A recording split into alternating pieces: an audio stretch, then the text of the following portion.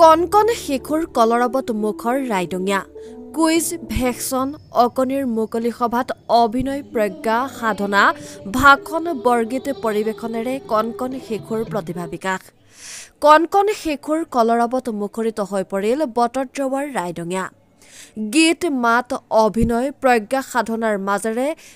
কণ শিশুসকল উজলি উঠিল কোনোৱে যদি গীত গাইছে কোনোবাই অভিনয় কৰিছে আৰু আন কোনোৱে বক্তৃতা প্ৰদান কৰে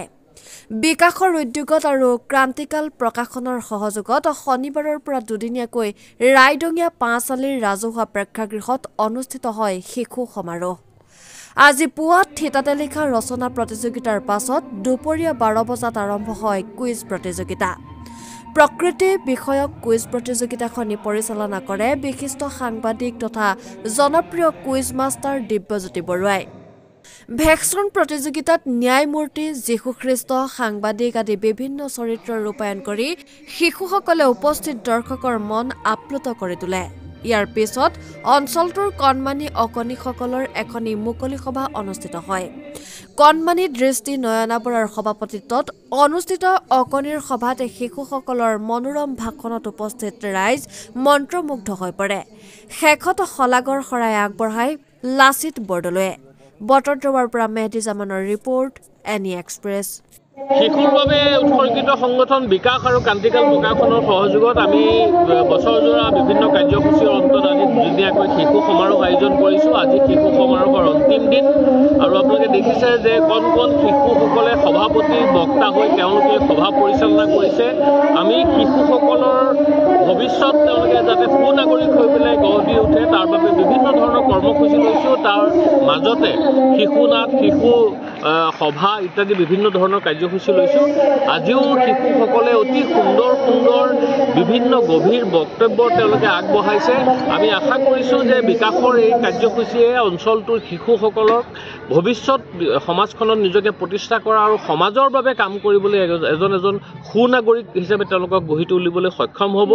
মই সমগ্ৰ অসমৰ মানুহে শিশুসকলৰ উন্নয়নৰ বাবে কাম কৰিবলৈ আহ্বান জনাইছোঁ কাৰণ শিশুৰ বিকাশ শিশু সুনাগৰিক হ'লেহে আমাৰ জাতিটো শক্তিশালী হ'ব ৰাজ্যখন আগবাঢ়ি যাব আৰু মানৱ সমাজ উন্নত হ'ব সেইকাৰণে শিশুৰ বিকাশত সৰ্বাধিক গুৰুত্ব দিবলৈ মই সকলোকে অনুৰোধ জনালোঁ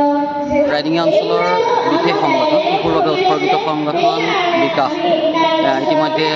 22-23টা বৰ্ষ অতিক্ৰম কৰিছে আমি ৰূপালী বৰ্ষৰ প্ৰাকখনত আজি শিশু সমাৰোহ অনুষ্ঠিত কৰিছোঁ দুদিনীয়া কাৰ্যসূচীৰে কালি দিনজোৰা কাৰ্যসূচীৰ অন্ত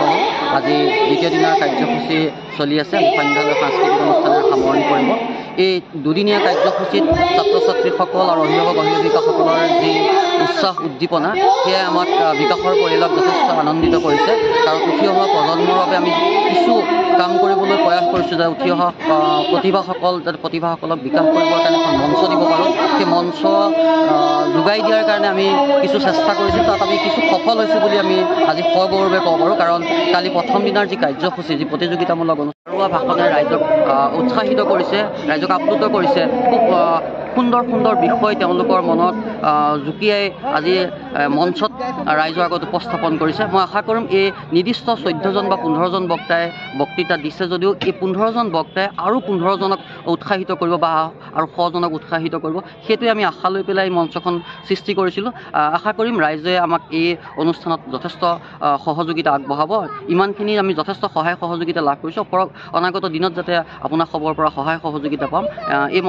মাধ্যমৰ জৰিয়তে মই সকলোকে অনুৰোধ জনাইছোঁ যাতে শিশুসকলক বিকাশ কৰিবৰ কাৰণে তেওঁলোকৰ প্ৰতিভা বিকাশ কৰিবৰ কাৰণে এখন মঞ্চ দিয়ক যান্ত্ৰিকতাৰ পৰা আনি এখন মুকলি পৰিৱেশত তেওঁলোকক উমলিবলৈ দিয়ক আমি তেনে এক পৰিৱেশ সৃষ্টি কৰিবলৈ চেষ্টা কৰিছোঁ